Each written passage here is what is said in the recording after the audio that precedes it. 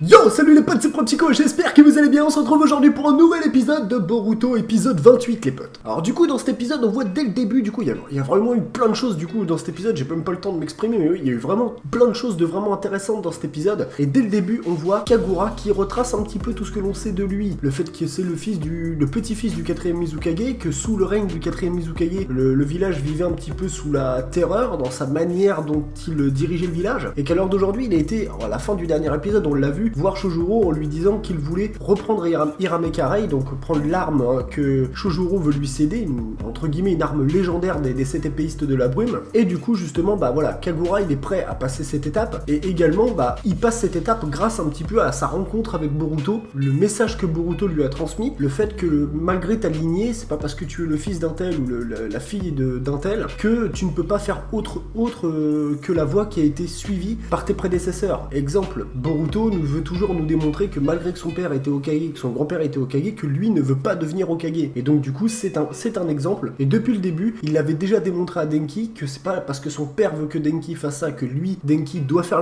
ce que son père veut qu'il fasse. Et c'est un petit peu justement le message que Boruto veut, enfin que l'auteur veut nous montrer à travers Boruto, que tu n'es pas obligé de suivre ce que tes prédécesseurs ont fait. Du coup Kagura, pour remercier du coup Boruto, voulait lui montrer l'épée d'Hiramekarei, être le premier à voir cette épée. Boruto, sa classe, tout ça ne connaissent pas cette épée. Du coup justement Kagura, pour le remercier, voulait lui montrer cette épée lors d'un petit entraînement qui se faisait, je pense que c'était à l'académie des ninjas, puisqu'on avait déjà vu cet endroit. Et il y a l'intervention du coup de Shizuma, du coup on attendait qu'il arrive, l'antagoniste on va dire de ce petit arc. Il est arrivé directement avec une technique de Suiten, donc la fameuse prison la prison aqueuse, pardon. Ça nous rappelle un petit peu Zabuza, c'est la technique qu'il avait utilisée contre Kakashi tout au début de Naruto. Donc en gros il t'enferme dans une espèce de bulle d'eau, et tu peux plus sortir de cette prison, sauf si tu le déranges, ou sauf si lui décide de te laisser sortir. Il les laisse sortir parce qu'il voulait discuter en fait avec eux, et il a un discours, on voit qu'il essaye d'embobiner directement Kagura, parce que dès le début il dit ouais, j'ai vu que mes hommes ils avaient causé des ennuis, j'en suis désolé. Et après il essaye de manipuler tout doucement en fait Kagura en lui disant voilà, je connais ton traumatisme, je sais que tu as souffert. Faut savoir que Shizuma était le maître était un professeur du coup pour Kagura, d'ailleurs c'est pour ça qu'il l'appelle Shizuma-san. Shizuma a arrêté finalement Kagura le jour où il était vraiment dans un moment de sang, un moment où il n'arrivait plus à s'arrêter quand il avait l'épée dans les mains à l'académie. Malgré son potentiel, malgré ses notes brillantes, en fait à chaque fois tout le monde avait peur de lui, parce que justement il faisait rappeler grandement le 4ème Mizukage. Et donc tout ça a été un peu un traumatisme pour Kagura, et Shizuma en fait lors de cette conversation joue avec lui là-dessus. Mais il n'y a pas que ça, également Shizuma fait aussi paraître un message où il n'a pas finalement totalement tort dans ce qu'il dit, malgré que dans la manière dont il le fait c'est pas forcément bien exécuté, mais il a pas totalement tort. Lors de la guerre il y a eu des morts de plein de gens, y compris des gens qui n'étaient pas censés être dans cette guerre, mais ils y ont été mêlés un petit peu de force, parce que voilà, la guerre, il y avait des conflits à Kiri, il y avait des conflits à Konoha, il y avait des conflits un peu partout, et du coup il y a eu des morts. Et à Kiri il y a une stèle qui rappelle un peu toutes les personnes qui sont mortes, décédées lors de la guerre, et son clan n'apparaît pas en fait. Le nom de son clan et le nom du clan de Kagura n'apparaît pas sur cette stèle, un petit peu comme si que le Mizukage actuel, donc c'est-à-dire Shojuro et l'ancienne Mizukage Mei, avaient un peu bridé, faire en sorte que les noms qu'il ne voulait pas qui apparaissent,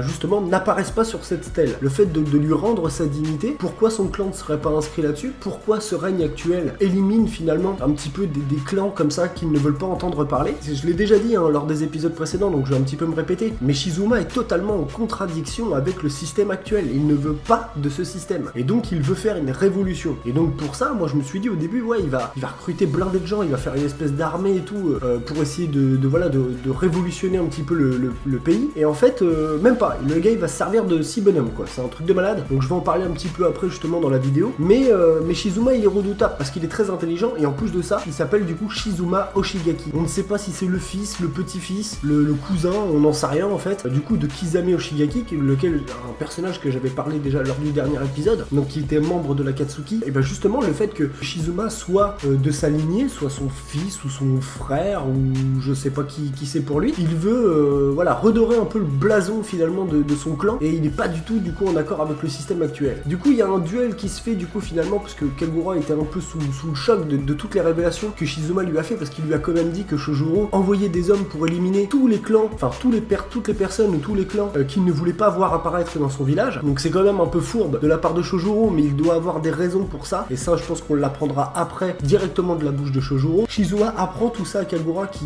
n'imaginait pas du tout son Mizukage comme ça. C'est comme si qu'on disait qu'à l'heure d'aujourd'hui Naruto envoyait des hommes pour buter d'autres mecs. Kagura est un peu sous le choc de tous ces traumatismes qu'il a vécu du coup à l'académie, de ce qu'il a appris du coup sur Shojuro. Et pendant ce temps-là, Shizuma annonce carrément qu'il veut tuer Boruto pour justement déclarer la guerre. Il s'en prend directement à Boruto, donc un duel finalement qui arrive entre Boruto et Shizuma. Boruto a vraiment développé du coup des capacités qui sont extrêmement intéressantes. Maintenant il arrive à carrément infuser du Raiten dans ses shurikens, du coup ce qui fait que ça multiplie la puissance finalement de ces shurikens et qui ne peuvent pas être parés par une épée classique. Il faut que l'épée soit infusée également de Raiten pour pouvoir la parer, ce qui est du coup arrivé grâce aux acolytes qui sont arrivés un par un devant Shizuma. Shizuma il les a appelés, donc j'ai noté pour me rappeler des noms parce que je ne vais pas me rappeler de tous les noms. Donc il y a Buntan qui est une femme ninja qui justement a son épée qui était infusée de Raiten. Il y a Asaku qu'on avait déjà vu du coup justement la première rencontre qu'ils avaient fait de Shizuma, Ichirota, donc lui pareil on ne le connaît pas. Il y a Ebi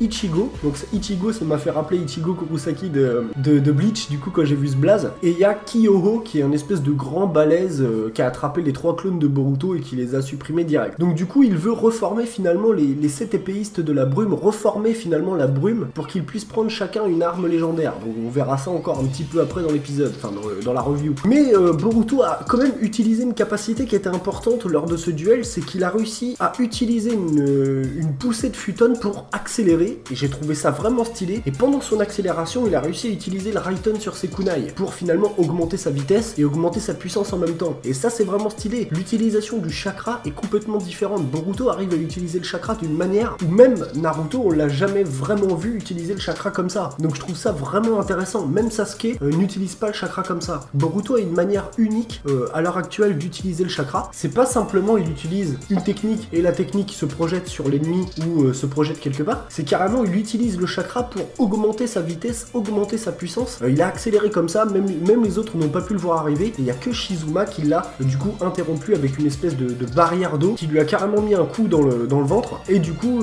pareil l'animation quand il part en arrière comme ça avec les gouttes d'eau qui voltigent légèrement à côté de lui, ça c'est pareil, c'était vraiment stylé. Donc Boruto ne s'en est pas sorti, en même temps ils étaient beaucoup contre lui et Shizuma est quand même très puissant. Il a quand même montré des capacités qui étaient franchement hyper intéressantes. Il y a du coup Shizuma qui du coup reforme les nouveaux épéistes, comme je vous le disais, les nouveaux épéistes de la brume, et du coup Kagura décide finalement de suivre Shizuma. Alors il décide de suivre Shizuma parce qu'il est encore en doute en fait avec sa lignée, avec son sang, avec ce qu'il doit exécuter pour le village, malgré qu'il était bien parti depuis la rencontre de Boruto. Boruto essaye de lui faire comprendre de rester de ce côté-là, et s'il dit à Shizuma je n'en vois que 6, c'est parce qu'il ne considère pas Kagura comme un des futurs membres des 7 épéistes de la brume que Shizuma veut former. Mais c'était quand même relativement intéressant, j'ai bien aimé ce passage. Du coup, Boruto a eu également un flash qui était intéressant lors de ces conversations, c'est qu'à un moment il a un flash où il est en train de manger avec Hinata et Himawari. Là, Boruto commence à se rendre compte, il commence petit à petit, il va commencer à percuter un petit peu du rôle du Hokage, du rôle de son père, de